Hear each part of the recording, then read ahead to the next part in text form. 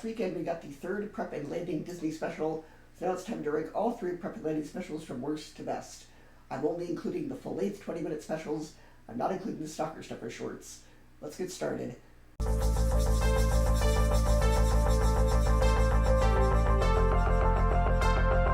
In last place is Snowball Protocol.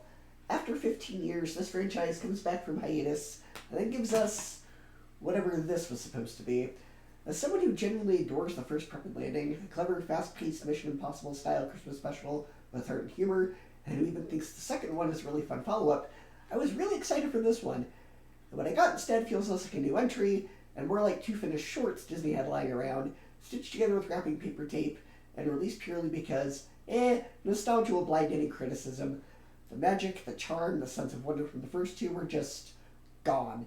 One of the biggest letdowns is how shockingly plotless this special is. The first two entries understood pacing. They built tension, they set up missions, there were actual stakes, character arcs, and covert gadgets. They treated the idea of a covert Christmas task force with creativity, blending holiday spirit with spy thriller energy. This one, meanwhile, feels like someone accidentally greenlit the deleted scenes reel.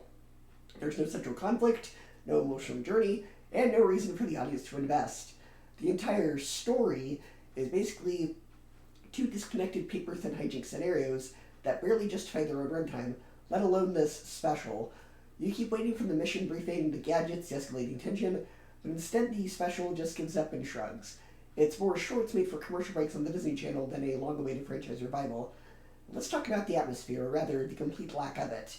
Prep and Landing entry taking place after Christmas might not automatically be a bad idea, but the way it's executed here strips away the entire heart of what makes the franchise special. The earlier films dripped with Christmas energy: snowy rooftops, glowing houses, cookies cooling on the counter, Wayne and Laney prepping the scene. Snowball Protocol somehow forgets it's even a Christmas special. It's bizarre. The Mission Impossible homage angle? Nowhere to be seen. The gadgets? Barely used. The sharp, clever dialogue and character dynamics? Missing in action. Instead we get goofy hijinks, and not even the charming kind. These feel like first draft storyboards nobody bothered to refine. What hurts most is that Wayne and Laney feel like shadows of their former selves. In the first two specials, Wayne actually had a character arc. Burnout, jealousy, redemption. Laney had enthusiasm, growth, and purpose. Here they're just kind of there. Doing stuff, talking, filling time. It's like the writers forgot that storytelling is a thing, and assumed the audience would just be happy to see the characters exist on screen again. But nostalgia alone cannot carry a 20-minute special, especially when nothing meaningful happens. It's almost surreal watching this and remembering the first two were Emmy Award-winning productions with genuine effort behind them. By the time the credits rolled, I honestly was baffled. I felt tricked. We've been duped! Duped! Bamboozled! We've been smeckledorfed! That's not even a word, and I agree with you. After waiting 15 years, we get something so half-baked that even the coal elves from Naughty vs. Nice would show up, shake their heads and say, yeah, this one deserves it. It's not offensively bad, it's not disastrously wrong, it's just lazy. And lazy is somehow worse, because it means the potential was there, the foundation was there, the fan goodwill was absolutely there, the creators just did not do anything with it. Ultimately, Snowball Protocol is the kind of special you forget the moment it ends. It doesn't build in the world, it doesn't advance the characters, and it doesn't even try to recapture the tone that made the original two so beloved. And maybe that's the biggest disappointment of all. After 15 years, fans deserved more than a shrug. They deserved a mission. Instead, what we got was a misfire from the North Pole. Our runner-up is Naughty vs. Nice. This does a great job of expanding the Prep and Landing universe by showing us another side of the North Pole workforce, the coal elves. Up until now, getting coal for Christmas has just been this vague threat adults use, but here we actually see the specialized team responsible for delivering it. The Coal Elf Brigade is such a clever idea. Gritty, tactical, and a little unhinged compared to the more polished Prep and Landing crew. Visually and conceptually, it adds a whole new layer of lore that makes this world feel bigger and more thought through than our average Christmas special. On top of that, Wayne's relationship with his brother Noel gives the short a nice emotional spine. Their sibling tension, with Wayne feeling overshadowed and Noel being the golden boy of the coal division, feels very relatable, and gives Wayne more depth beyond just elf who's good at his job. Where the special really shines is in how it doubles down on the action and spy elements that made the original so memorable. The hacking sequences, the sleigh chases, the gadgetry, this all leans more into the holiday espionage mashup, and when it's focusing on that, it's a blast. The pacing is zippy, the humor mostly lands, and the animation team clearly has fun brainstorming what a Mission Impossible but set at Christmas scenario looks like when scaled up to include system-wide naughty last chaos. It's entertaining, it's visually dynamic, and it gives Wayne and Laney some solid moments to shine as a team under pressure. But then we get to the big problem. The plot hole at the center of Grace's story, which really knocks this one down a bit. Grace insists she doesn't deserve to be on the naughty list because her baby brother is the one causing all the trouble. Right away, this raises questions. Her brother is an infant. He literally does not know right from wrong, so holding him morally accountable makes no sense. And even if for some reason Santa did count infant chaos as naughty, Santa is supposed to be all-knowing when it comes to kids' behavior. He sees you when you're sleeping, he knows when you're awake, so why would the system mislabel Grace in the first place?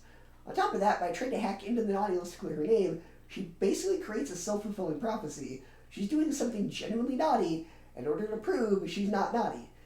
The story clearly wants third act stakes. Oh no, every kid is suddenly on the naughty list, but it doesn't really earn that in a logical way. It feels contrived, like they bent the rules just to make the climax feel bigger. So while Naughty vs. Nice adds great lore and delivers some thrilling action, the central story issues keep it from reaching the top spot. In first place is the original Prep and Landing, an incredibly clever concept executed almost perfectly. What if we did Mission Impossible with elves? That picture alone could have carried a decent special. What makes it stand out is how thoroughly it commits to the bit. The elves aren't just generic helpers. They're an elite advanced team with call signs, status updates, and carefully coordinated operations. From the moment Wayne and Laney drop into a house like tiny tactical agents, it's clear the filmmakers have thought through every detail of what a covert curtain stop would look like.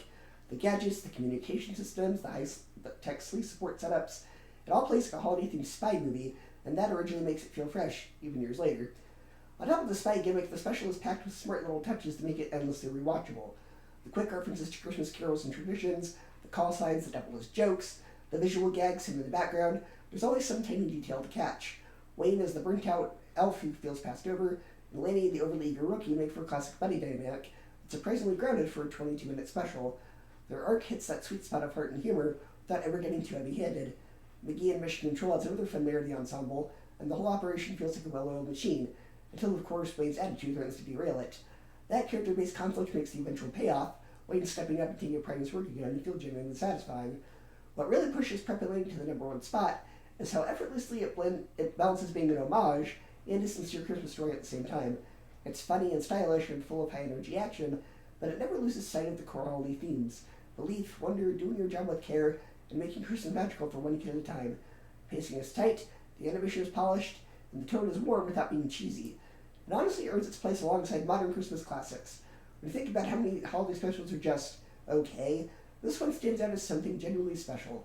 Creative, memorable, and endlessly rewatchable, and that's why the original Prep and Landing lands at number one. So go ahead and share your ranking of the Prep and Landing specials. You can include the stocking stuffer shorts if you want. I just didn't because I don't think it's for including. It's only like 5 minutes. But include them if you want, and I'll see you next time.